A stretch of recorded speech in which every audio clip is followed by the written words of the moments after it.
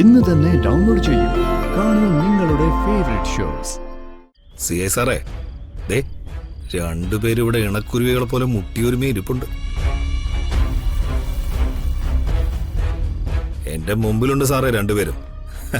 ചാകുന്നതിന് മുമ്പുള്ള ആഘോഷത്തിനായി തുറന്നു വിട്ടിരിക്കുക രണ്ടുപേരെ. ഇതാ ഞാൻ പറഞ്ഞത്, വലിയ വലിയ സ്ഥലങ്ങളിലേക്കൊക്കെ എന്നെ കൂട്ടിക്കൊണ്ടുപോയാൽ അവിടുത്തെ രീതികൾക്കനുസരിച്ച് എനിക്ക് പെരുമാറാൻ അറിയില്ലെന്ന്. പക്ഷേ വലിയ വലിയ സ്ഥലത്തേക്കൊക്കെ പോയാലും നമ്മൾ തന്നെയല്ലേ.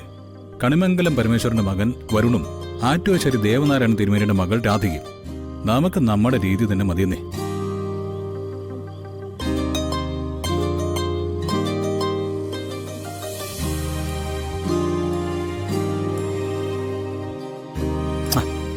ഇവിടെ ആരും അങ്ങനെ നോക്കൊന്നുമില്ല. നമ്മുടെ സന്തോഷം നമുക്ക്, അവരുടെ സന്തോഷം അവർക്കും. കഴിക്കേ.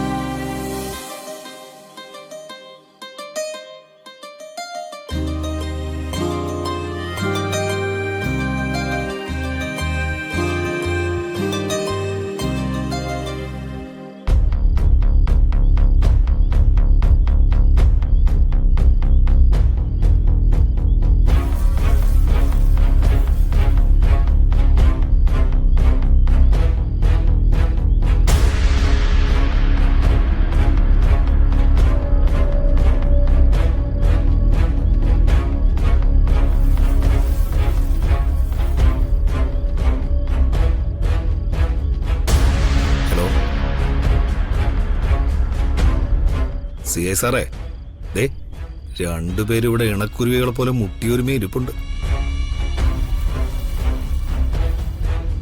എന്റെ മുമ്പിലുണ്ട് സാറേ രണ്ടുപേരും. ചാകുന്നതിന് മുമ്പുള്ള ആഘോഷത്തിനായി തുറന്നു വിട്ടിരിക്കുക രണ്ടുപേരെ. അവരുടെ ജീവിതത്തിലെ അവസാനത്തെ യാത്ര സന്തോഷാവട്ടെ.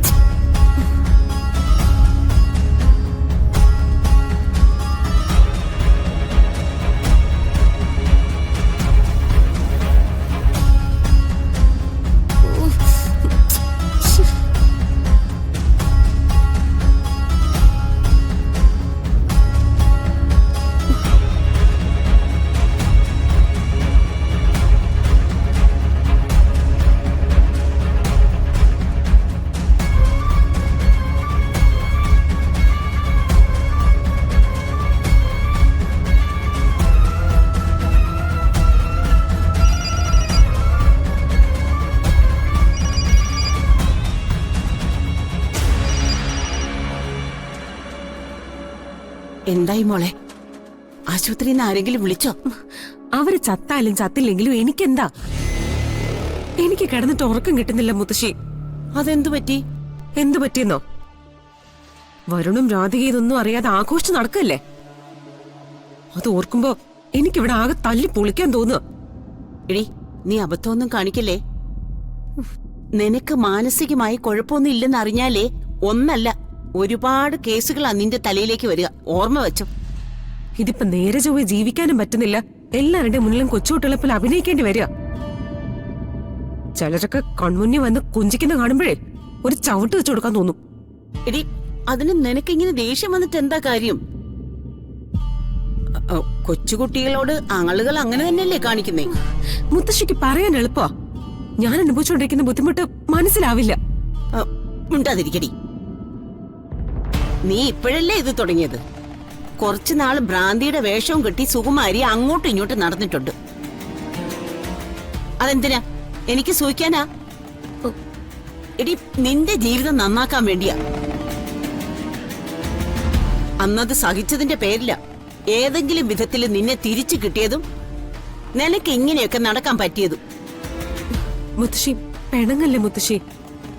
ഞാനൊരു സങ്കടം പറയുമ്പോ മുത്തശ്ശി അതിലും വലിയ സങ്കടം എടുത്തോണ്ട് വരുവാണോ? എടി, ഇപ്പൊ വരുണിനെയും രാധികയും നമുക്ക് വിളിച്ചു വരുത്താൻ മാർഗമില്ല. പക്ഷേ വരുമല്ലോ.